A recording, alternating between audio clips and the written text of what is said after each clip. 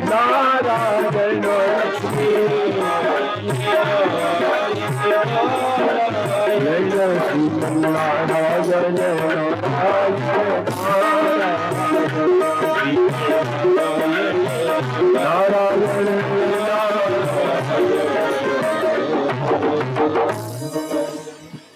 सुखदेव जी बोले, परीक्षित प्रभु ऐसी लीला करने जा रहे हैं जो बड़े बड़े ज्ञानियों को भी व्यामोहित कर देती है, बड़े बड़े ज्ञानियों को भी चक्कर में डाल देती है। उस लीला का नाम है महाराश। दृष्ट्वा कुमुज्ज्वलन्तम खण्डमण्डलम् रमाननाभं नवकुङ्को आरुणम् वनं च तत्कोमलगोभिरञ्जितम् जगौ कलम्बामृदृशां मनोहरम्। आज मेरे प्रभु परम पिता परमात्मा अखंड सच्चिदानंद पूर्ण ब्रह्म जो इस वृंदावन में कृष्ण बन करके आया है, वो रात्रि के समय पर उसने देखा कि राकेशम कररंजितम, चंद्रमा आकाश में श्वेत धवल रश्मियों के साथ में देदीप्यमान हो रहा है। चंद्रमा की दूध जैसी चांदनी आज पूरे वृंदावन, पूरे ब्रज गोकुल को प्रकाशित कर रही है, आनंदित कर रही है। कन्हैया ने जैसे ही आज चंद्रमा को देखा तो गोपियों को दिया हुआ वचन याद आ गया। अरे गोपियों, मैं तुम्हारे मनोरथ को पूर्ण करूंगा। जब कन्हैया ने चीर हरण किया था तब गोपियों को वचन दिया था, तो आज कन्हैया ने सोचा कि वो दिन आ गया, वो सुदिन सुमंगल दिन आ गया है। सुंदर आसोज का महीना, आश्विन का महीना, शुक्ल पक्ष और शुक्ल पक्ष की पूर्णिमा, उस पूर्णिमा में राकेशम कररंजितम चंद्रमा खिल रहा है। जैसे चंद्रमा खिला, कन्हैया अपने नंद भवन से उठे और उठ करके चंद्रमा की दर्शन की रोशनी को देखते देखते कन्हैया सीधे यमुना के पावन तट पर पहुंच गई। बोलो भक्त वत्सल भगवान की जय। और यमुना के पावन तट पर जाकर के मेरे बाके बिहारी ने सुंदर बांसुरी का निनाद किया। सुंदर इस छैल छलिया ने सुंदर बांसुरी बजाई है, ऐसे मधुर माधुर लालित्यमय बांसुरी बजाई है कि बड़े बड़े योगी भी उस बांसुरी को सुनकर के समाधि भूल गए। ब्रह्मा जी वेद पढ़ना भूल गए, यमुना जल उल्टा हो गया, शिव जी समाधि भूल गए। ऐसे सुंदर बांसुरी मेरे बांके बिहारी ने यमुना के किनारे बजाई। आइए सुंदर बांसुरी का हम लोग बड़े भाव के साथ में श्रवण करते हैं। जय हो।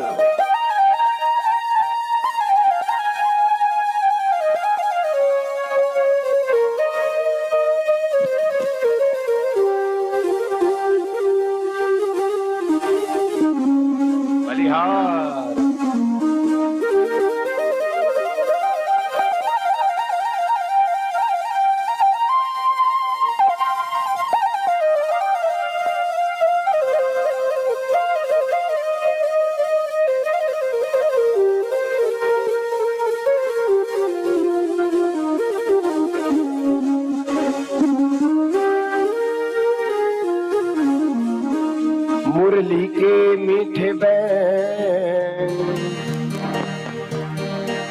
आज मेरे ठाकुर ने सुंदर बांसुरी का निनाद किया है और बांसुरी का निनाद करते मानो एक एक गोपी को बुला रहे हैं। ये बांसुरी कौन है? वंशस्तु भगवान रुद्र। ये बांसुरी कोई और नहीं, ये भूत भावन भावेश्वर भोलेनाथ का ही रूप है जो बांसुरी बन करके आया है। और दूसरा भाव, देवी भागवत के अंदर माता लक्ष्मी ने सरस्वती को श्राप दिया था। जैसे सरस्वती को श्राप दिया, जाओ तुम जंगल में जाकर के वंश बन जाओ। बोलो भक्तवत्सल भगवान की जय। हमारे मध्य में पांडित्य क्षेत्र के उद्भट विद्वान आचार्य श्री मोहन जी शास्त्री, जिनका गांव कुंडल के पास में चौबड़ी वाला है, पधारे हैं। भागवत भगवान का सुंदर पुण्य अर्जित करने के लिए जोरदार करतल ध्वनि से इनका स्वागत करें, सम्मान करें। आज तक जिन जिन बंधुओं ने स्वागत किया है वो भागवत भगवान उनके भी मनोरथ को पूर्ण करें और उनका भी जोरदार करतल ध्वनि के साथ में स्वागत करें, सम्मान करें। हमारे लांगड़ी जी भी ये भी सुंदर भागवत जी का स्वागत कर रहे हैं। जोरदार तालियों के साथ इनका भी अभिवादन करें।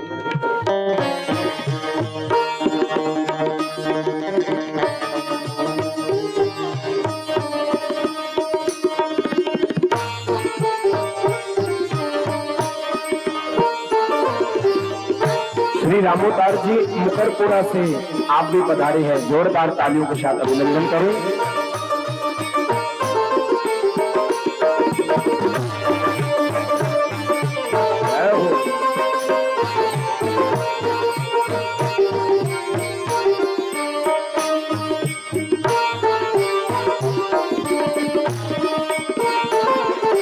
बाजी रे बाजी रे बाजी बसुरिया,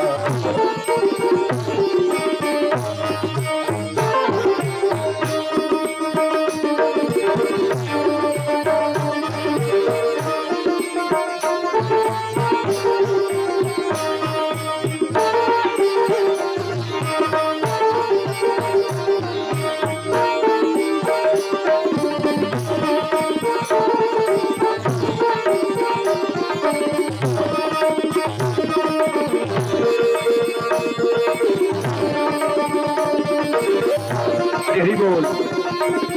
हमारे मध्य में संत बाबा के भी सुपर अनुयायी पधारे हैं। नवल जी, राजेश जी, बंगू जी, उमेश जी, सभी लोग जिनका नाम जानता हूँ वो ठीक, नहीं जानता तो भी ठीक। इनके लिए भी जोरदार तालियों के साथ में अभिवादन करेंगे।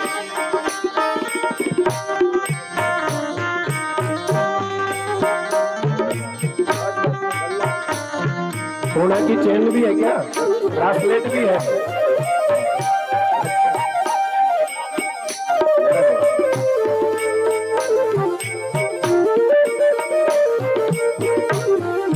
हरि सिंह जी भी पधारे हैं, बाबा के सुपुत्र हरि सिंह जी मान, उनके भी जोरदार तालियों के साथ अभिनंदन करें।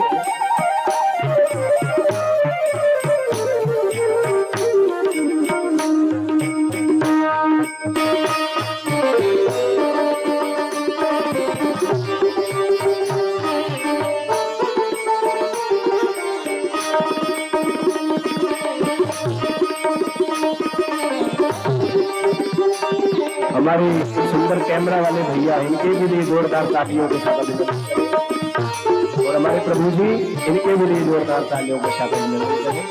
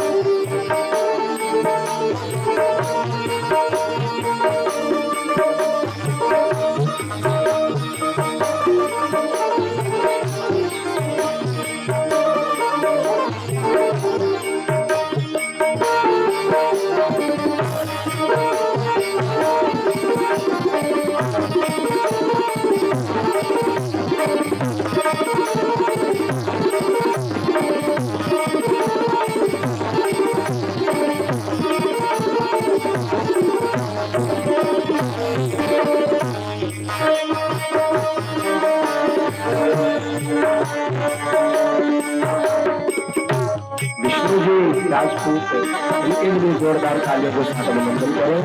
बोलो भक्तवत्सल भगवान की जय।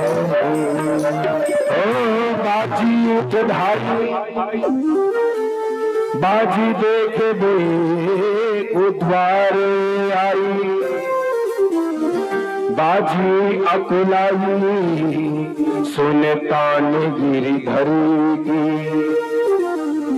बाजी न धरे भीर बाजी न पहले चीर, बाजुन की उठी पीर विरहा नल भरोगी।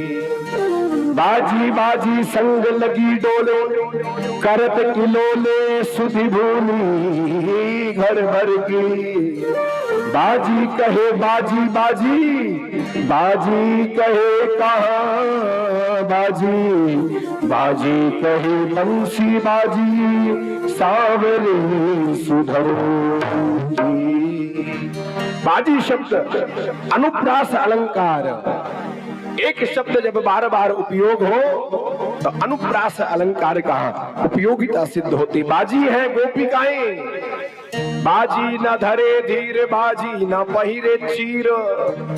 जैसे ही बांसुरी का निनाद सुना वो बाजी अकुलाने लग गई, उत्कंठा हो गई। एक सखी सुंदर कपड़े पहन रही थी, जैसे कपड़े पहन रही थी तभी महाराज एक कन्हैया की बांसुरी, जो वंशस्तु भगवान रुद्रा स्वयं भोलेनाथ ही बांसुरी बनकर के आए हैं, यही बांसुरी गोपिका के कानों में गई। जैसे कानों में गई तो कपड़े पहनना भूल गई। बोलो राधे राधे।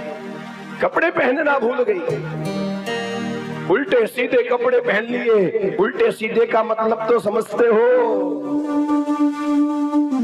पहले जहां पर महाराज साड़ी पहननी थी वहां पर घाघरा पहन लिया, और जहां पर घाघरा पहनना था वहां पर साड़ी पहन ली। कहना पड़ेगा राधे राधे। सरदारों को देखा होगा आपने, जो घाघरा पहन करके आते हैं। महाराज गोपिकाओं ने भी ऐसे ही किया, जैसे कपड़े पहन रही थी वैसे ही बांसुरी का शब्द कानों में पड़ा तो महाराज वो घाघरा पहनने भूल गई, नीचे साड़ी और ऊपर घाघरा। दूसरी शब्द सखी के शब्दों में कानों में जैसे बांसुरी का शब्द गया तो वो सुंदर श्रृंगार कर रही थी, सुंदर श्रृंगार कर रही थी। जैसे ही अंजन महाराज आंखों में लगा रही थी, महाराज अंजन लगाई रही थी, उसी समय पर इस बांके छलिया की बांसुरी का निनाद उस गोपी ने सुना तो अंजन लगाना भूल गई और आंखों में लाली लगा करके भाग पड़ी। कहना पड़ेगा राधे राधे। आंखों पर लाली। एक सखी अपने ससुर साहब को भोजन करा रही थी, जैसे भोजन करा रही थी भोजन की थाली डाल रही थी तो किचन पहले नहीं थी भैया, किचन तो आज बन गई। पहले हुआ करती थी रसोई, जहां पर रस बरसे वो होती थी रसोई। धीरे धीरे वो रसोई बदलती गई, फिर पड़ गया चूल्हा, जहां पर चूल्हा रखा जाए। फिर नाम हो गया चौका, कहते हो कि नहीं, चूल्हा चौका, जहां पर चौक पूर करके रोटी सब्जी बनाई जाए। पहले की माता बहन सुबह उठ करके नहा धो करके पहले चूल्हे को मिट्टी से पोतती थी, फिर भोजन बनाती थी, नाम हो गया चौका। लेकिन अब तो सारी मर्यादाएं तार तार हो गई है, तभी तो अब क्या बन गई, किचन। किचन का अर्थ है जहां पर किच किच होती रहे। महाराज ये माता बहने चप्पल पहनकर भी किचन में रोटी बनाती हैं। कहना पड़ेगा राधे राधे। पहले चौके में कोई भोजन नहीं करता था, आज तो वही तो चूल्हा चल रहा है और वहीं पर गप्पा गप रोटी चल रही है। तो आज वो अपने ससुर को भोजन परोसने के लिए जैसे उद्धृत हुई, जैसे भोजन परोसने के लिए उद्धृत हुई, कन्हैया की बांसुरी के शब्द सुने तो 2 हांडी रखी हुई थी। एक हांडी में बात और एक हांडी में साग, महाराज साग डालना भूल गई और ससुर को बांट डाल करके सीधी यमुना पर धाई कि गऊ को साग ससुर को भूसा, ऐसी मती बोराई। सुखदेव जी कहते परीक्षित मती नहीं बोराई, ये गोपिकाएं कोई और नहीं, गोपिकाएं योग की पराकाष्ठा है। महाराज योग किसको कहते हैं? चित्त वृत्ति निरोधा इति योगः। हमारी चित्त की वृत्तियों को जहां पर रुक जाए, चित्त की वृत्तियों को हम वश में कर ले, उसी का नाम योग है। नाक फुलाना, सांस रोकना, सांस छोड़ना, ये योग नहीं है। गोपिकाओं ने अपना चित्त किसके अर्पण कर रखा है? कन्हैया के अर्पण कर रखा है। आप लोग गोपी किसी स्त्री को मत समझो कि स्त्री, गोपी शब्द आ गया तो गोपी कोई स्त्री होगी। अरे गोपी तो पुरुष भी है, गोपी स्त्री भी है।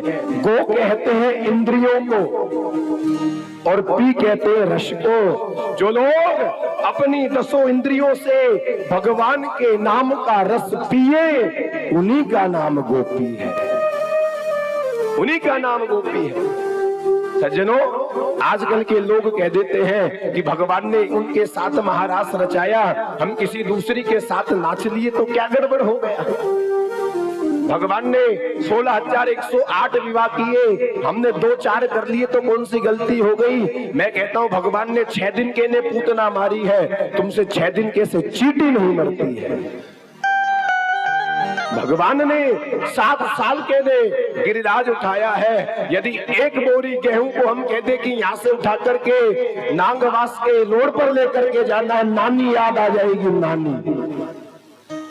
नानी याद आ जाएगी। लेकिन आप बोझ लेकर के नहीं जा पाओगे। भगवान में और अपने में समानता कैसे करने लग गए भाई?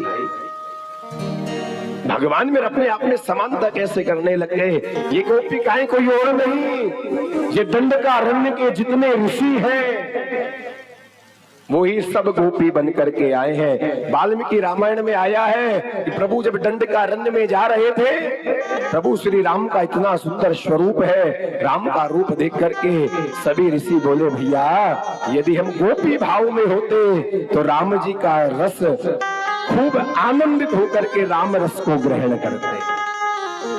पुरा महर्षया सर्वे दंडकारण्य वासिना ते सर्वे स्त्रीत्व मापन्ना कृष्ण दर्शन भावना। वही सब दंडकारण्य के ऋषि कृष्ण की लालसा में गोपी बन करके आए। मिथिला की सखियां, जब राम जी मिथिला में गए ना तो मिथिला की सखियां उन्होंने सोचा कि ये तो सीता जी को ही मिल गए, हमें नहीं मिले हैं। सीता जी को ही प्राप्त हो गए। अरे ऐसा सुंदर कोई और होता राम जैसा तो हम भी उनको वर्ण कर लेते। राम तो एक ही है, भगवान सबकी जानते हैं। भगवान ने कहा देवियों इस जन्म में तो नहीं विवाह कर सकता, इस जन्म में तो तुम्हारे मनोरथ नहीं पूर्ण कर सकता, लेकिन अगले जन्म में तुम सब गोपिकाएं बन करके आओगी और तुम्हारा मनोरथ पूर्ण करूंगा। बोलो भक्त वत्सल भगवान की। सारी गोपिकाएं भाई, और जिन जिनको उनके पतियों ने जाने से मना कर दिया, किवाड़ में बंद कर दिया, वो सब गोपी कृष्ण भावना में इतनी युक्त हो गई कि शरीर तो कमरे में ही रह गया लेकिन मन कन्हैया की तरफ प्रवेश कर गया। बोलो भक्त वत्सल भगवान की।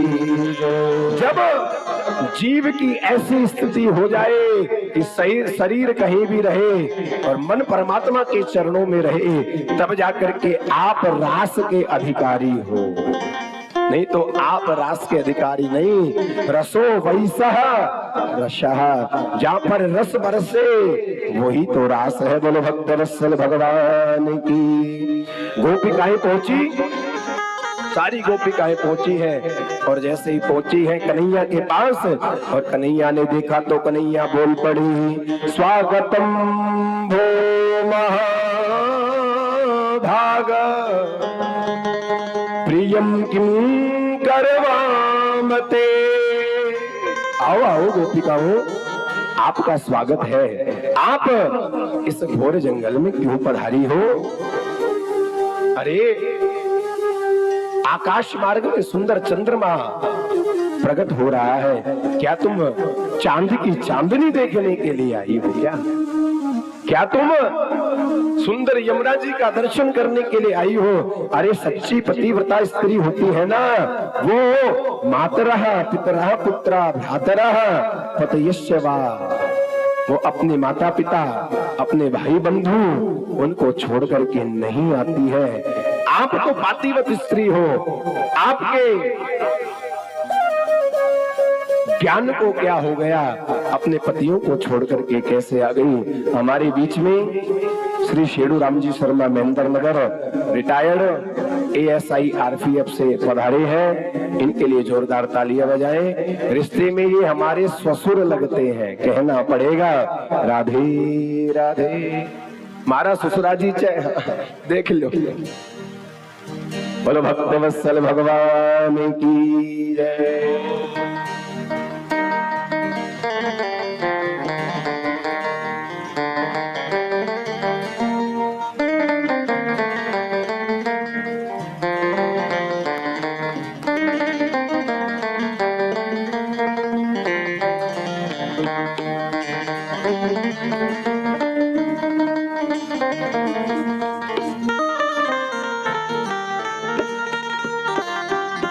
उन्हीं के साथ में माल परिवार के ही यजमान परिवार के भाई बंधु आए हैं, इनके भी लिए जोरदार तालियों के साथ अभिनंदन करें।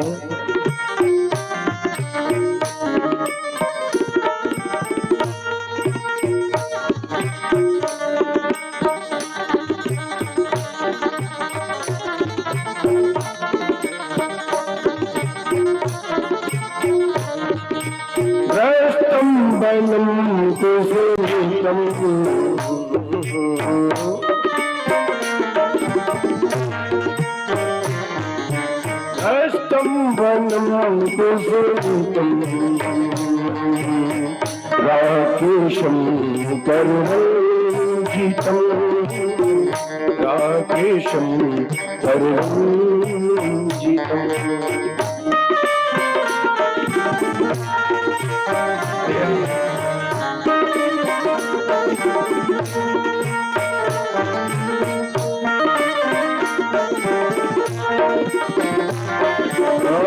यमुना जलैजतं यमुना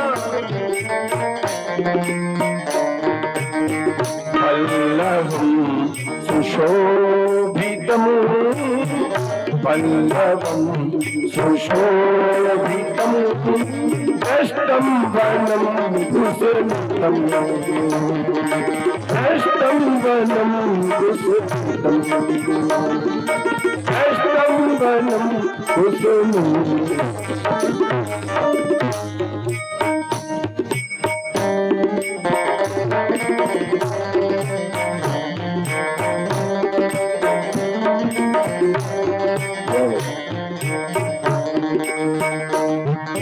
महाराज ये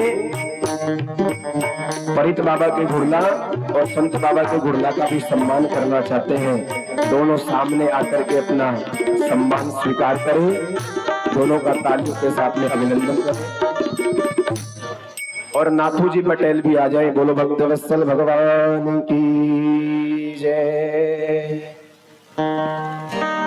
आज महाराज कन्हैया बोले, अरे गोपिकाओं, तुम इस वन में पति सुतान्वया भातृबांधवा नति विलंघिति अंशुतागता अपने पतियों को छोड़ करके आई हो। तुमने यहाँ पर पातिव्रत धर्म का पालन नहीं किया है। अरे तुम्हें तो पातिव्रत धर्म का पालन करना चाहिए था। पातिव्रत धर्म का पालन तुम्हें करना चाहिए। सच्ची पतिव्रता स्त्री, चाहे उसका पति महाराज रोगी क्यों ना हो, चाहे उसका पति गरीब क्यों ना हो, चाहे उसका पति कोढ़ी क्यों ना हो, लेकिन आखिर में वो है तो पति।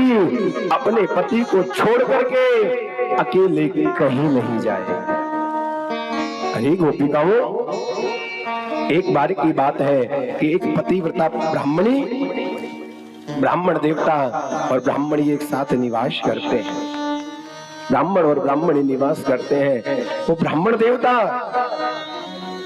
अग्निहोत्र, ब्राह्मण देवता का नियम है, आवाजम नाम कुरु मिथ्या प्रलापम नाम कुरु।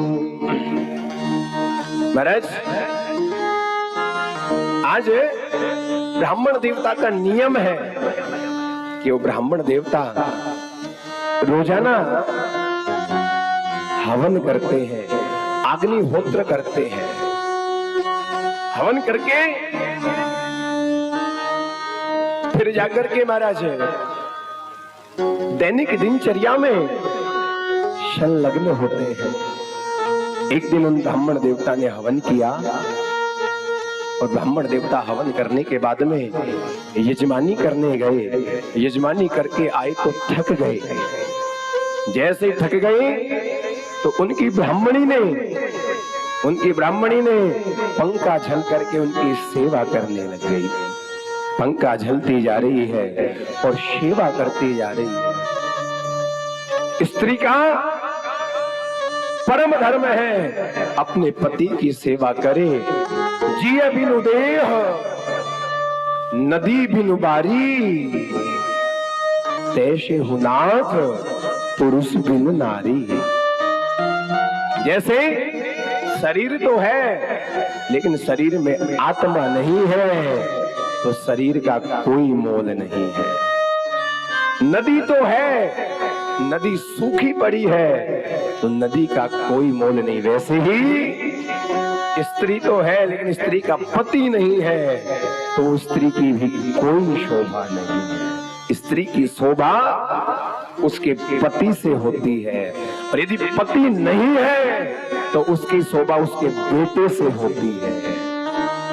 स्त्री की शोभा पति और बेटे के अलावा कहीं नहीं है। आज वो ब्राह्मणी महाराज पंखा जल रही है ब्राह्मण देवता को और पंखे की शीतल हवा के कारण ब्राह्मण देवता उस ब्राह्मणी की गोद में सर रख करके लेट करके सो गए। जैसे ही सोए तभी ब्राह्मणी का 6 महीने का बालक, 6 महीने के बालक की नींद खुली और नींद खुल करके घुटवन घुटवन घुटवन वो बालक चलने लग गया। घुटवन घुटवन वो बालक चलने लगा। सामने ही यज्ञ कुंड बना हुआ था। जैसे यज्ञ कुंड, उस यज्ञ कुंड की अग्नि अभी तक शांत नहीं हुई, यज्ञ कुंड में अग्नि प्रज्वलित हो रही है। वो बालक धीरे धीरे धीरे धीरे यज्ञ कुंड की तरफ प्रस्थान कर रहा है। जैसे ही ब्राह्मणी ने देखा कि मेरा बालक यज्ञ कुंड की तरफ प्रस्थान कर रहा है तो मन में सोचा कि यदि मैं पति को जगाती हूं तो पातिवत धर्म नष्ट होता है और यदि मैं अपने बालक को नहीं बचाती हूं तो ममता का धर्म, माँ का धर्म नष्ट होता है। आज वो ब्राह्मणी के मन में दुविधा उत्पन्न हो गई, आखिर करे तो क्या करे। एक ही बेटा है और वो बेटा यज्ञ कुंड की तरफ चलता जा रहा है, चलता जा रहा है, चलता जा रहा है। सज्जनों, जब एक आंख होती है ना तो व्यक्ति को उस आंख का फूटने का ज्यादा डर रहता है। 2 आंख हो तो व्यक्ति को कभी डर नहीं होता। अरे भैया, एक फूट जाएगी तो एक तो बची रहेगी। ठीक वैसे ही ब्राह्मणी को डर है, ब्राह्मणी को चिंता होगी कि एक ही संतान है। यदि ये मर गई, यदि ये यज्ञ कुंड में कूद करके जल गई तो मैं किसका मुंह देखूंगी रोजाना सुबह उठ करके। आज वो ब्राह्मणी ने नेत्र बंद कर दिए। नेत्र बंद करके ब्राह्मणी रुदन करने लग गई। अश्रुपात ब्राह्मणी के होने लग गए और अश्रुपात होते होते वो बोले, हे अग्नि देवता, यदि मैंने सच्चे मन से, मन क्रम वचन से अपने पति का ही ध्यान दिया है, पति की ही सेवा करी है, तो तुझ में सामर्थ्य नहीं है कि तू मेरे बेटे को जला करके भस्म कर सके। इतना कह करके वो माँ ने नेत्र बंद कर लिए और अश्रु प्रभावित माँ के होते चले गए। सजनों, वो बालक गुटवन गुटवन चलता चलता यज्ञ कुंड में जाकर के गिर गया। जैसे ही गिर गया, माँ चिल्लाई नहीं, चिल्लाती तो पति की आंख खुल जाती। मन में ही चीत्कार मार करके रुदन को बंद करके माँ वैसे ही मौन स्तब्ध हो। परम पिता परमात्मा का माँ ध्यान करने लग गई। रुदन करती करती जा रही है। पति की समाधि खुली। जैसे पति की समाधि खुली है, पति को उठा करके बेटा बेटा बेटा बेटा कह करके यज्ञ कुंड की तरफ दौड़ी गई। जैसे जाकर के दौड़ के जाके देखा तो महाराज धधकते हुए लकड़ी के अंगारे आज गुलाब के फूल बन गए और उन गुलाब के फूलों से वो बेटा खेल रहा है। वो बेटा गुलाब के फूलों से खेल रहा है। ये है पातिव्रत धर्म का फल। अरे सखियों, तुम अपने पतियों को छोड़ करके आई हो, पति चाहे कैसा ही क्यों ना हो, पति को छोड़ करके नहीं आना चाहिए। गोपिकाएं आज तो पैर के नाखून से जमीन को कुरेद रही है, पैर के नाखून को जमीन से कुरेद रही है। मानो ये बोल रही है, अरे धरती तू फट क्यों नहीं जाती? जैसे माता जानकी को तूने अपनी गोद में स्थान दिया है, वैसे हमको भी स्थान दे दे। क्यों? क्योंकि पहले कन्हैया ने बुला करके पूछ रहे हैं कि तुम क्यों आई हो, इसलिए धरती तू हमको अपना स्थान दे दे। आज गोपिकाओं ने जैसे ही रुदन किया, कन्हैया बोले सच्ची पातिव्रत स्त्री को पति की सेवा करनी चाहिए। एक गोपी बोली, सरकार ये जो तुमने कहानी सुनाई है ना, ऐसी एक कहानी हमको भी आती है। बोले गोपिकाओं, ये कहानी आती तो तुम सुना दो भाई। बोले एक बार की बात है, एक गांव में अकाल पड़ गया। जैसे गांव में अकाल पड़ा तो पति को कमाने के लिए जाना पड़ गया। पतिदेव कमाने के लिए गए हैं। उस पत्नी का नियम है कि वो पत्नी रोजाना पहले अपने पति की सेवा करके पति को भोजन कराती है, उसके बाद में स्वयं खुद भोजन करती है, खुद भोजन करती है। प्रियतम जाने लगे, बोले देवी मैं कमाने के लिए जा रहा हूँ। पत्नी बोली, अरे देवता आप कमाने के लिए जा रहे हो, लेकिन मेरे नियम की पूर्ति कैसे होगी? मैं अपना नियम पूरा कैसे करूंगी? पति ने एक मिट्टी की मूर्त बना करके अपनी ही मूर्त को माटी के सांचे में ढाल करके अपनी अर्धांगिनी को पत्नी को दिया। ले भाग्यवान, लगता है तो कुभाव उत्पन्न हो जाता है। कहना पड़ेगा राधे राधे। महाराज आज वो पत्नी पूजा कर रही है और सामने पति देव खड़े हैं। आज गोपिकाएं बोली, कन्हैया तुम ही बताओ ऐसी अवस्था में वो गोपी क्या करेगी? कन्हैया बोले, करना क्या है, ज्यादा भेद थोड़ी है। मिट्टी के मूर्त की तो पूजा कर रही है। जब असली पति दरवाजे पर खड़ा है तो मिट्टी के मूर्त की पूजा छोड़े और असली पति के लिए दरवाजा खोले। जैसे ही कहा, सारी गोपियां ताली बजा करके हंसने लग गई। सारी गोपियों ने ताली बजाई। वारे कन्हैया, आपने अपनी बात का जवाब स्वयं दे दिया। अरे ये जितने भी संसार के पति हैं, ये सब मिट्टी के पति हैं। इनको एक ना एक दिन मरना है। जगतपति तो आप ही हो कि ऐसे वर को क्या वरूं जो जन्मे और मर जाए। वर वरी हो गिरधर लाल को सो चुड़ लो अमर हुई जाए। आज कन्हैया निरुत्तर हुए और महाराज होने लग गया। दुई दुई गोपी बिच बिच माधव, दो दो गोपियों के बीच में एक एक कन्हैया उत्पन्न हो गए। जैसे महाराज होने वाला था उसी समय पर कामदेव पधारे। कामदेव ने कहा प्रभु मैंने सबको जीत लिया है, अब तो आपका नंबर है। बोले बेटा एक बात बता, युद्ध दो प्रकार के हैं, तू मैदान का युद्ध करेगा कि किले का युद्ध करेगा? कामदेव ने सोचा कि किले के युद्ध में तो कन्हैया को नहीं हरा सकता हूं, लेकिन मैदान का युद्ध जब कन्हैया करोड़ों गोपिकाओं के साथ में महाराज करेंगे तब जाकर के मैं आऊंगा और आकर के कन्हैया को हराऊंगा। आज कामदेव से युद्ध का महाराज प्रारंभ हुआ। कामदेव ने युद्ध किया। 5 बाण है कामदेव के पास, मारण, मोहन, स्तंभन, उच्चाटन, वशीकरण। 5 बाणों को चलाया, लेकिन कन्हैया के चेहरे पर तनिक भी काम का भाव नहीं आया। धनुष बाणों को रख करके कामदेव प्रणाम करके वहीं से चला गया।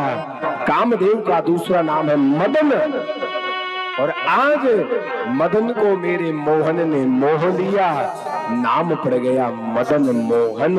बोलिए मदन मोहन सरकार की। ये मदन मोहन आपके करौली में ही विराजमान है। करौली में ही मदन मोहन जी का मंदिर है। आइए महाराज का दर्शन हम भी बड़े भाव के साथ में, लूट के साथ में करें। बोलो भक्त वत्सल भगवान की जय। कि पायल की झनकार है रही नूपुर की झनकार।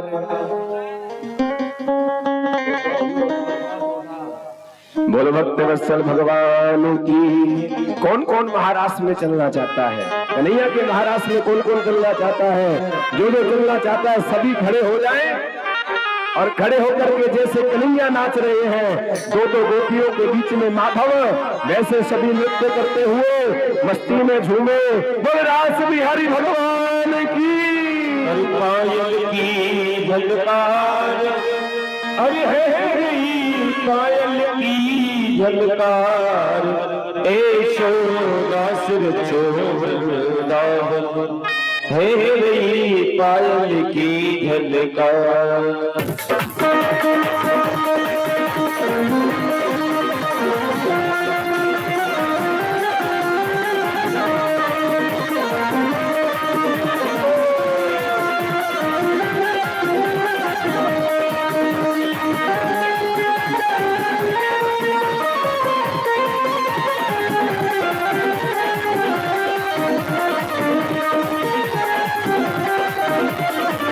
पायल के झनकार है रही नूपुर की झनकार।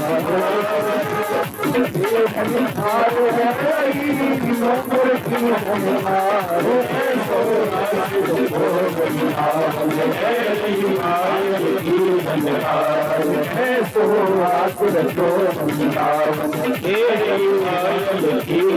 पायल के झनकार है रही नूपुर की झनकार। पायल की झनकार है रही नूपुर की झनकार।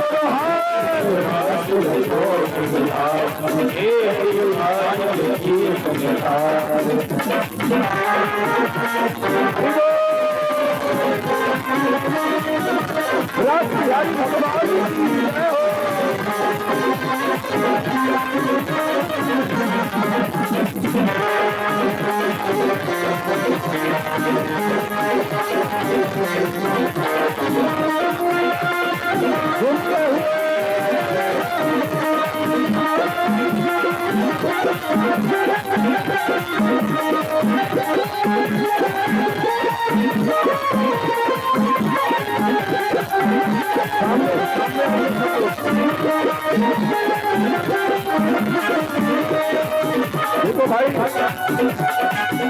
अगल बगल में कौन खड़ा रहता है? जो चोर होता है वो अगल बगल में खड़ा रहता है, और जो साहूकार होता है वो सामने आता है। अब आप देख लेना, चोर हो कि साहूकार हो। और झूमते हुए नूपुर की झनकार है रही, पायल की झनकार, पायल की झनकार है रही, पायल की झनकार। ओ ऐसो रास रचो वृंदावन है पायल की झनकार।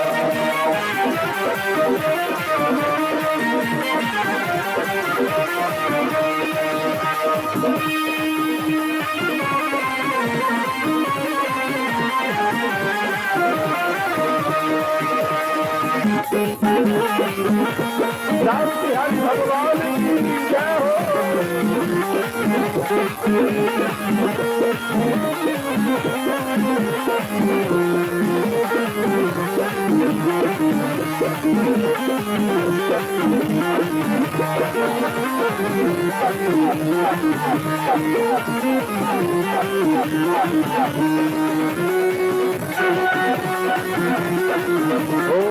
बाजू बहु के बाबू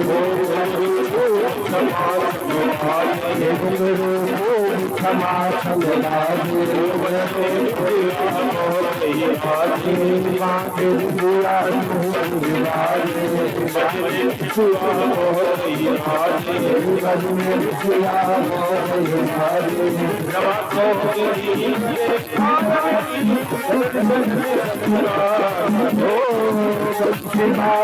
मधुर मधुर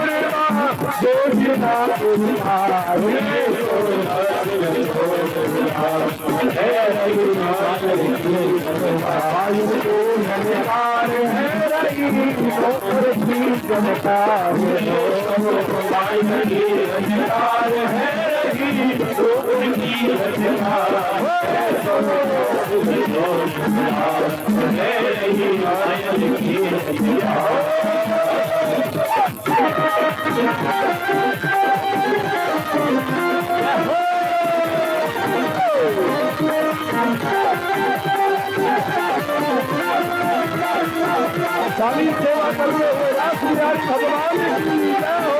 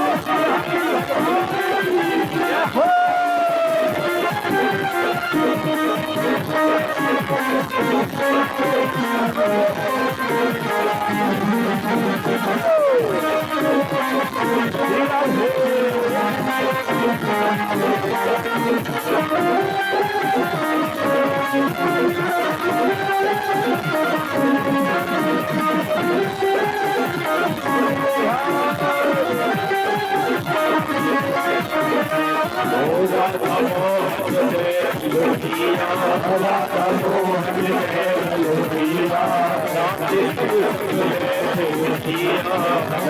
संग लोहिया, लाल गले शीतल लोहिया, लाल गले शीतल लोहिया, जामवती का लहरा भरिया करे संग सत्कार, जामवती का लहरा भरिया करे संग सत्कार, सोना शिव छोड़ना मेरी पायल की झनकार, झनकार है की झनकार, पायल की झनकार है वही की झनकार, सोना झनकार पायल की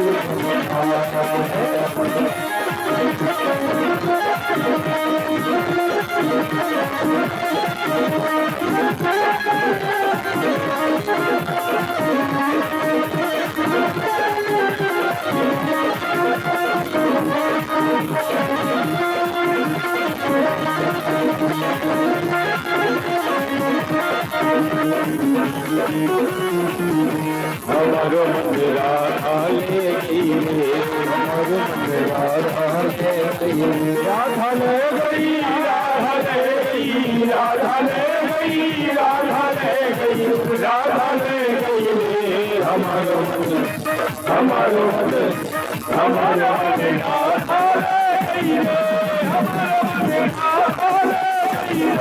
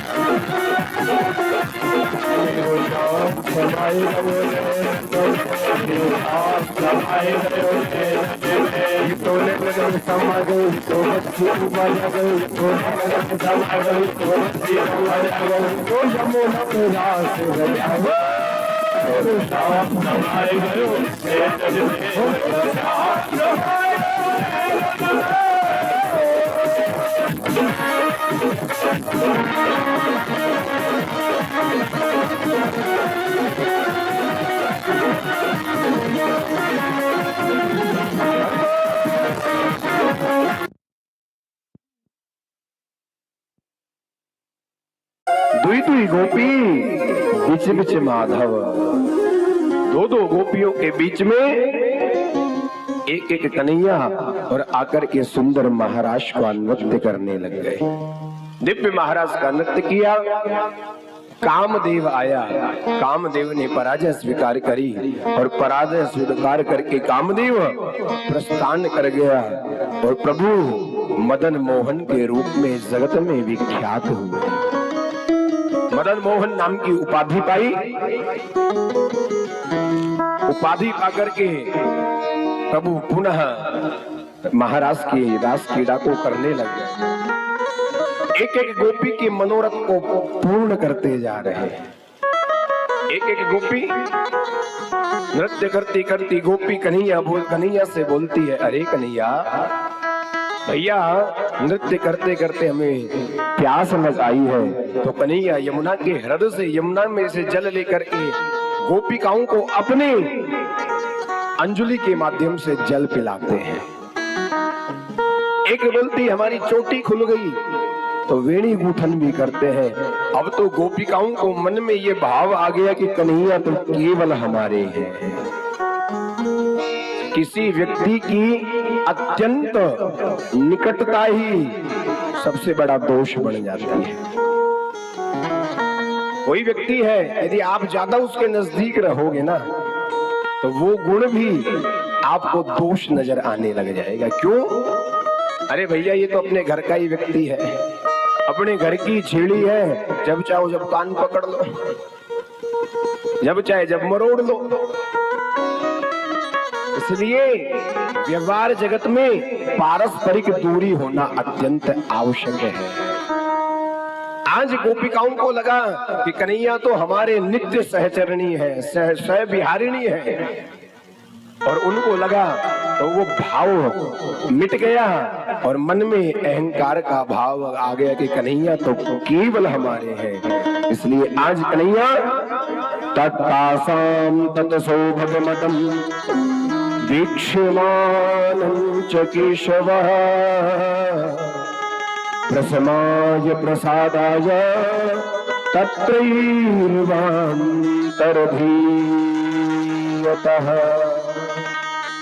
आज कन्हैया उन गोपिकाओं को छोड़ करके राधा रानी को साथ में लिया और राधा रानी को साथ में लेकर के अंतर ध्यान हो गए, अंतर निशम्य हो गए। अंतर्हिते भगवता सहसेव ब्रजांगना, जो ब्रज की अंगनाएं हैं, ब्रज की गोपिक हैं, उनको छोड़ करके कन्हैया अंतर्हित हो गए। अब तो गोपिकाएं कृष्ण विरह में गोपिकाएं कन्हैया को ढूंढ रही हैं। एक गोपी ढूंढते ढूंढते यमुना के किनारे पहुंची। यमुना से जाकर के पूछा, अरे यमुना बहन, तेरा रूप भी सांवला है और मेरे परमात्मा मेरे कन्हैया का रूप भी सांवला है। क्या कहीं पर तूने परमात्मा को देखा है क्या? कहीं कहीं पर कृष्ण को देखा है क्या? यदि देखा है तो बता। महाराज कोई उत्तर नहीं मिला। जैसे उत्तर नहीं मिला है, दूसरी सहेली बोली, बहन तो को पतो ना है, ये हमारी शौत है। यमुना कृष्ण की पटरानी है, हमारी शौत है। महाराज सौतन थोड़ी पता बताएगी। सज्जनों, भगवान अंतर्हित हुए हैं, भगवान कहीं गए नहीं हैं। ठीक उसी प्रकार जीव और ब्रह्म महाराज आपस में एक दिन बैठे हुए थे। जीव और ब्रह्म बैठे हुए थे। एक दिन जीव ने ब्रह्म से कहा, प्रभु हम आपस में आंख मिचोनी का खेल खेल लेते हैं, आंख मिचोनी का खेल खेल लेते हैं। ब्रह्म ने बोला, अच्छा भाई आंख मिचोली खेलना चाहते हो? बोले हाँ प्रभु, पहले मैं छिपूंगा और मैं जैसे छिपूंगा तो आपको ढूंढना पड़ेगा। ठीक है भाई, तो छिप, मैं तेरे को ढूंढूंगा। अब जीव कहां तक छिप सकता है? जीव कहीं भी नहीं छिप पाएगा। अरे चाहे कितना ही बड़ा ज्ञानी क्यों ना हो, ज्ञान मार्ग से भले ही मनमुखी हो जाए, अपने अंदर ही बातों को पीने वाला हो जाए, लेकिन परमात्मा से नहीं छिप सकता है। परमात्मा जानी जान है, परमात्मा अज्ञेय भी है तो परमात्मा अजेय भी है। वो जीव छुपा, जैसे जीव छुपा है, माया का आवरण जीव ने लिया है, तो प्रभु ने जीव को ढूंढ लिया और माया का आवरण दूर कर दिया। अब भगवान ने कहा, भाई अब मेरा नंबर है, अब मैं छिपना चाहता हूं, अब तू मुझे ढूंढना। परमात्मा अंतर ध्यान हो गए। जीव ने सोचा कि भगवान संसार में छिपेंगे, अरे पृथ्वी में छिप जाएंगे, आकाश में छिप जाएंगे, जल में छिप जाएंगे, अग्नि में छिप जाएंगे, वायु में छिप जाएंगे। इससे ज्यादा होगा तो 10 प्राण है, प्राण अपान व्यान उदान समान। उसके अलावा नाग कूर्म देवदत्त कृकल और धनंजय, इन 10 प्राणों में छिप जाएंगे। मैं परमात्मा को ढूंढ लूंगा। लेकिन जीव को क्या पता, ये परमात्मा प्रकृति से भी परे है। परमात्मा प्रकृति से भी परे है। आज परमात्मा प्रकृति से भी अपरा होकर के छिप गया और वो जीव पूरा जीवन लगा लिया जीव ने, फिर भी परमात्मा को नहीं ढूंढ पाया, फिर भी नहीं ढूंढ पाया। यही गोपिकाओं का भाव है, प्रभु आप हो ब्रह्म और हम हैं जीव। हम कितना भी कोशिश कर लें, आपको नहीं ढूंढ पाएंगे। आपको स्वयं ही प्रकट होकर के हमको बताना पड़ेगा कि हम प्रकट हैं। 4 प्रकार के लोग परमात्मा का ध्यान करते हैं। आर्तो, जिज्ञासु, अर्थार्थी, धन का लोभी व्यक्ति भजन करता है परमात्मा का। दुखी व्यक्ति परमात्मा का भजन करता है। या फिर जिसको परमात्मा की जानने की आवश्यकता होती वो परमात्मा का भजन करता है, या फिर ज्ञानी वो परमात्मा का भजन करता है। पांचवा कोई भी व्यक्ति परमात्मा का भजन नहीं करता है। लोग तो इसलिए आते हैं बढ़िया 2 बजे पाइनएप्पल का जूस पिएंगे और बढ़िया जूस पी करके 9-2-11 हो जाएंगे। जीव और ब्रह्म कोई साधारण चीज नहीं है, बहुत बड़ी चीज है। जीव भी प्रकृति से परे है। आप कहीं सोचो प्रकृति में जीव है, प्रकृति में जीव नहीं है। 8 प्रकार की प्रकृति, उससे परे जीव है। क्यों? जीव को ब्रह्म ने बनाया है, ब्रह्म ने बनाया है। लेकिन बनाने के साथ में विधि प्रपंच गुण अवगुण साना, विधि ने इस जीव में गुण अवगुण और प्रपंच सान दिया है। इसलिए जीव इस भवाटवी में भटकता है। सारी गोपिका यमुना से पूछा, यमुना ने पता नहीं बताया। वृंदा तुलसी से पूछा, तुलसी ने भी जवाब नहीं दिया। बोले बहन इसके भी पत्तों का रंग हरा है, हमारे ठाकुर का भी मोर पंख हरा है, लेकिन ये क्यों बताएगी? ये भी तो हमारी सोच है। ये वृंदा कौन है? ये वृंदा पूर्व जन्म में जालंधर की पत्नी है। एक जालंधर राक्षस हुआ था, उसकी पत्नी वृंदा। वृंदा इतनी सती थी महाराज, इसके सतीत्व के कारण भोलेनाथ भी जालंधर को नहीं हरा पाए थे। प्रभु नारायण ने जालंधर का रूप बनाया और वृंदा का सतीत्व भंग किया, तब जाकर के जालंधर की मृत्यु हुई। जालंधर की मृत्यु हुई। वृंदा को पता चला कि मेरे पति देव मारे गए हैं, तो मेरे साथ में जो निवास कर रहा था वो कौन था? सारे देवी देवताओं की लाइन हाजिर लगा दी, सही सही बताना मेरे साथ में ये कृत्य किसने किया है। जैसे ही नारायण प्रभु ने कहा ये कृत्य मैंने किया है, वृंदा ने श्राप दे दिया। वृंदा ने श्राप दे। अब यहाँ पर सुनना, जीव और ब्रह्म लोगों का नजरिया है देखने का। वृंदा जीव है और प्रभु ब्रह्म है। आज जीव ने ब्रह्म को श्राप दे दिया, क्योंकि बराबर है दोनों, कोई किसी से कम नहीं है, ना जीव कम है ना ब्रह्म कम है। आज वृंदा ने श्राप दे दिया, प्रभु जाओ तुम पत्थर हो जाओ। ब्रह्म को क्या बना दिया? पत्थर बना दिया। क्यों? क्योंकि ये वृंदा नाम का जीव ब्रह्म के बराबर हो चुका है। ब्रह्म के बराबर ज्ञान में, योग में, क्रिया में, तितिक्षा में, जप में, तप में ब्रह्म के बराबर हो गया है। श्राप दे दिया, उस निर्गुण को क्या बना दिया? जड़ बना दिया। जैसे जड़ बनाया, जग में हाहाकार होने लग गया। जैसे ही जग में हाहाकार हुआ, सभी लोग वृंदा के शरण में गए। तब जाकर के वृंदा ने कहा, यदि मैंने अपने जीवन में अपने पति का ही ध्यान किया है तो ये नारायण दोबारा मूर्तिमान हो जाए। नारायण जड़ से फिर चेतन हो गए। जीव चाहे तो परमात्मा को जड़ भी बना सकता है, परमात्मा को चेतन भी बना सकता है, परमात्मा को अजन्मा भी कर सकता है, परमात्मा को जन्म भी दिला सकता है। तो बड़ा कौन हुआ? बड़ा कौन हुआ भाई? अरे टीचर बड़ा होता है कि महाराज क्लास के विद्यार्थी बड़े होते हैं?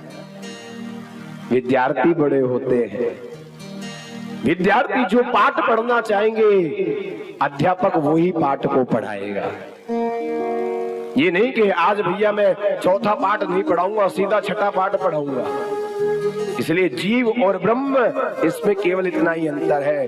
बात है कि ब्रह्म अब अपनी सीढ़ी से इतना ऊंचा उठ जाए कि ब्रह्म के बरोबर हो जाए। प्रभु मूर्तिमान हुए, मूर्तिमान होकर के आए और प्रभु ने कहा, अरे वृंदा, मैं एक क्षण के लिए राधा से दूर रह सकता हूँ, एक क्षण के लिए रुक्मणी से दूर रह सकता हूँ, लेकिन मैं वचन देता हूँ मैं एक भी क्षण तेरे से दूर नहीं रहूंगा। मोही वृंदा अगले जन्म में तुलसी बन करके आई और वही भगवान शालिग्राम बन करके आए। तभी तो कहते हैं 8 प्रहर 64 घड़ी ठाकुर ऊपर ठकुराइन चढ़ी। 8 प्रहर 24 घड़ी महाराज तुलसी शालिग्राम जी के ऊपर रहती है। गरीब है ना, ये क्यों बताएगी? ये तो हमारी शोध है। सारी सखियों ने खूब ब्रह्म को खोजने की बारी करी, लेकिन ब्रह्म नहीं आया संपर्क में। तो अंततः उन्होंने अपने परम ब्रह्म को जो अपने हृदय में बैठा था उसका स्मरण किया और स्मरण करके यमुना के किनारे आई। जैसे यमुना के किनारे आई तो राधा रानी को भी अकेला पाया। देखा, हरी राधे तुझको तो परमात्मा लेकर के गए थे। बोले बहन मैंने भी अभिमान कर लिया, इसलिए परमात्मा मुझे भी छोड़ करके चले गए। राधे है भक्ति और महाराज परमात्मा है भगवान।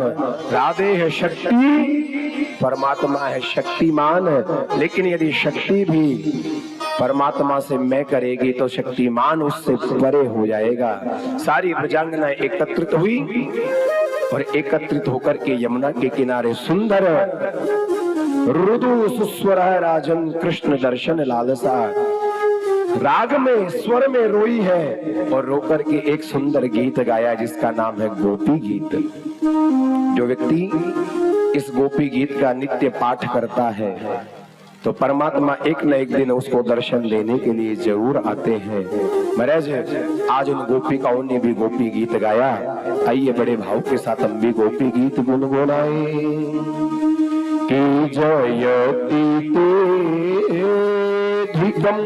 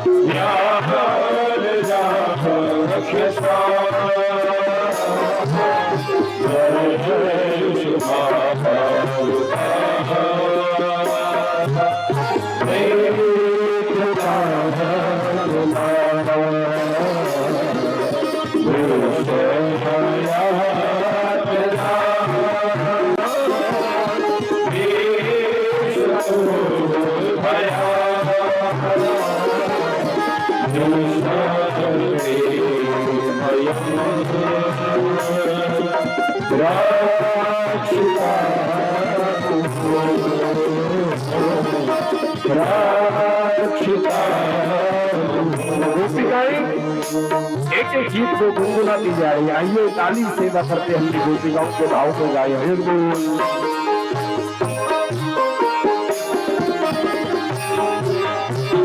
खाली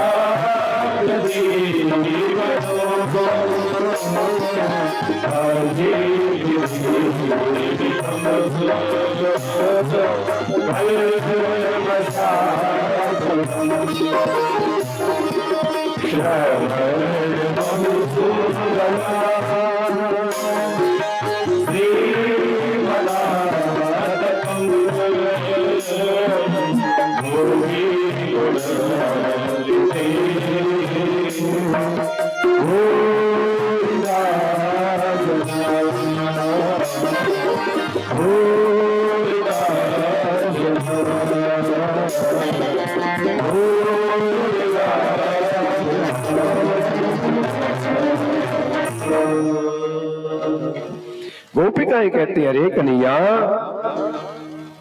जयति तेदिकम जन्म ना ब्रज। हे ठाकुर, इस ब्रज को पहले कोई नहीं जानता था। ब्रज कहते हैं महाराज चारागाह को, जहां पर छोटा छोटा तृण उगता हो, और वो तृण जानवरों के लिए उपयोगी हो, ऐसे भूमि को ब्रज कहते हैं। सज्जनों, ये ब्रज हमारा हृदय भी हो सकता है। हमारे हृदय में भी काम क्रोध रूपी चारागाह उत्पन्न हो चुका है। तो हम क्या करें? हे प्रभु, आपके अवतरण से पहले इस ब्रजमंडल को कोई नहीं जानता था। आपका जब अवतरण हुआ है ना, तभी इस ब्रज की शोभा बढ़ी है मेरे ठाकुर। इस तरह प्रभु से कहो, प्रभु वो तो एक ब्रज भूमि है, लेकिन मेरा हृदय भी ब्रज प्रवेश है, वज्र जैसा हो गया है। प्रभु, इस हृदय में भी आप अवतरित हो जाओ, इस हृदय में भी आकर के आप उतर जाओ और मेरे इस वज्र प्रदेश को ब्रज बना दो। ऐसी भावना गोपिकाओं ने की है। एक व्यक्ति कुएं में कूदा, एक व्यक्ति चल करके कुएं में गिर गया है। प्रभु, जैसे ही चल करके कुएं में गिरा है, लोगों ने देखा तो बोल दिया कि ये व्यक्ति कुएं में गिर गया। प्रभु, हम कुएं में गिर गए हैं, संसार रूपी कुएं में हम गिरे हुए हैं, भटके हुए हैं दीनानाथ। लेकिन सामने वास से चल करके कोई व्यक्ति आया, उसने देखा कि एक प्राणी कुएं में गिर गया है। वो घर से जाकर के रस्सी लाया, रस्सी को कुएं में पसारी, और रस्सी को जैसे ही कुएं में पसारी है, पसार करके वो व्यक्ति रस्सी को ऊपर बांध करके नीचे आराम से उतर गया। नीचे व्यक्ति उतर गया। अब कुएं में कितने व्यक्ति हैं? कुएं में 2 व्यक्ति हैं। सामने वाला देखा, सामने वाले ने जैसे ही देखा, बोले भैया इस कुएं में तो 2 व्यक्ति पड़ चुके हैं, 2 व्यक्ति गिर चुके हैं, लेकिन एक गिरा है और एक उतरा है। जो उतरा है वो कौन है? बोले भैया इस कुएं में जो उतरा है वो है पूर्ण ब्रह्म, वो है परब्रह्म। और जो कूदा है, जो गिरा है, वो कौन है? बोले जो गिरा है वो है जीव। गोपिकाएं कहती हैं, अरे प्रभु इस संसार में हम गिर चुकी है, पतित हो चुकी है, और आपका नाम पतित पावन है दीनानाथ। आप उतर करके आओ इस कुएं में और हमारा हाथ पकड़ करके हमको इस कुएं से निकाल करके ले जाओ दीनानाथ। नहीं तो इस कुएं में हम मर जाएंगे तड़प तड़प करके। यदि आप हमको मरना हुआ देखना चाहते हो तो आपके वियोग में क्यों हमको मार रहे हो? अरे मारना ही था तो विष जलाप्यया व्याल राक्षसा ध्वरस मारुता वैद्युता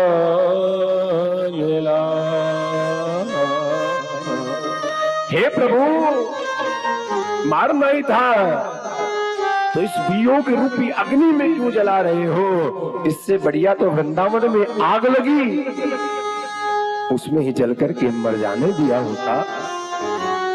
कालिया नाग का विषैला जल पी जाने दिया होता। क्यों कालिया नाग को निकाला वहां से? लेकिन कालिया नाग को निकाल करके, कालिया नाग को नाच करके आपने उसको ऊपर श्री चिन्ह बना दिए और उसको अपना सखा बना लिया। फणी फणार प्रीतम ते पदांबुज कोनो कुचे सुना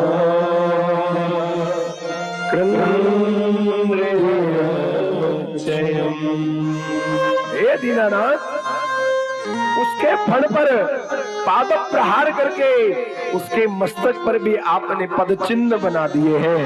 क्यों नहीं हमारे इस हृदय पर इस ब्रजमंडल पर क्यों नहीं आप पद चिन्ह बना दो प्रभु, आपके पद चिन्ह बन जाएंगे तो इस हृदय पर काम क्रोध मद लोभ मोह दोबारा नहीं आएंगे। जिस दरवाजे पर चौकीदार बैठा रहता है ना, उस दरवाजे पर कोई चोर नहीं घुसता है दीनानाथ। अभी हमारा दरवाजा बगैर चौकीदार का है। आप अपने पद चिन्हों को हमारे वक्षस्थल पर रख करके हमारे इस ब्रज को, हमारी इस काया को सनाथ कर दीजिए, अनाथ मत करो, सनाथ कर दो और धन्य कर दो। कि कागा सब तन खाइयो, मेरो चुन चुन खइयो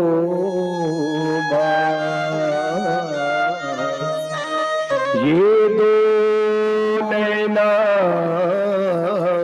मत खाइयो, मोहे पिया मिलन किया। हे प्रभु, आपके नाम में वियोगी हो गई है कि विरहा भुजंगम तन डसा, मंत्र न लागे को, नाम वियोगी ना जिए तो बावर हो, जिए तो बावर हो। हे प्रभु, आपका वियोग सहन नहीं हो रहा है। अरे हमसे तो अच्छे राजा दशरथ थे जो अपने पुत्र के वियोग में उन्होंने प्राणों को त्याग दिया है। हमसे अच्छे तो राजा दशरथ, हमसे तो अच्छे संत महात्मा हुए हैं जिन्होंने वियोग में, प्रभु के वियोग में अपने मंच अशोक वाटिका पर बैठी हुई है और अशोक वाटिका पर बैठ करके ऐसा सोचती है, अरे आकाश तो ऊपर से एक अंगारा तारे में से छोड़ क्यों नहीं देता, वो अंगारा मेरी गोद में आ जाए और मैं जल करके नष्ट हो जाऊं, ऐसा काम कर दे। हनुमंत लाल जी देख रहे हैं मां का प्राण कई बार हृदय से राम के वियोग में निकलना चाहता है, लेकिन दरवाजे पर तो राम का किवाड़ लगा हुआ है, दरवाजे पर राम नाम रूपी कपाट लगे हुए हैं। जैसे सीता जी की प्राण इस पांच भौतिक शरीर से निकलना चाहते हैं तो महाराज राम नाम रूपी कपाट लग जाते हैं। कि नाम पहाड़ू दिवस निशी, ध्यान तुम्हारे कपाट, लोचन निजी पद जंतु प्राण जाए के ही बात।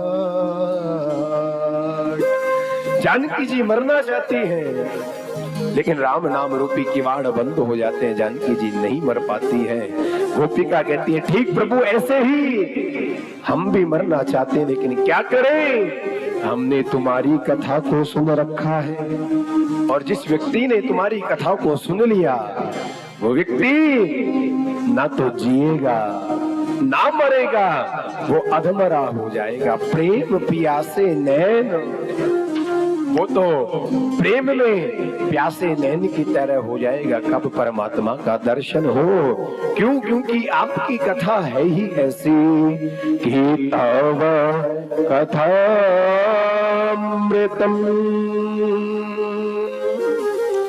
तप्त जीवनम कवि तम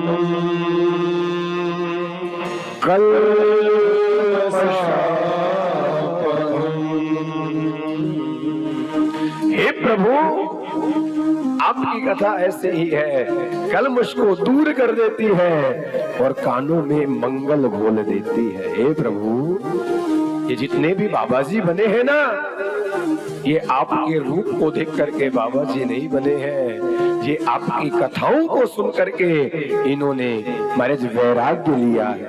ये आपकी कथा ऐसी है प्रभु, हम अपने भाइयों को, अपने बेटों को, अपने पुत्रों को छोड़ करके आई है प्रभु।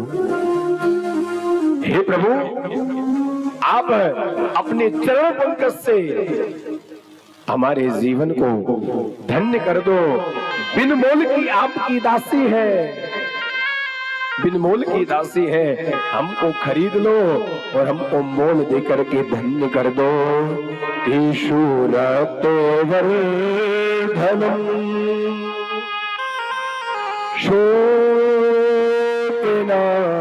शोकनाशनम स्वरित वेदना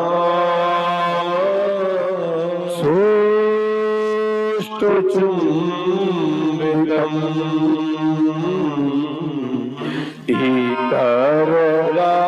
इतररागमे मारणम रणा।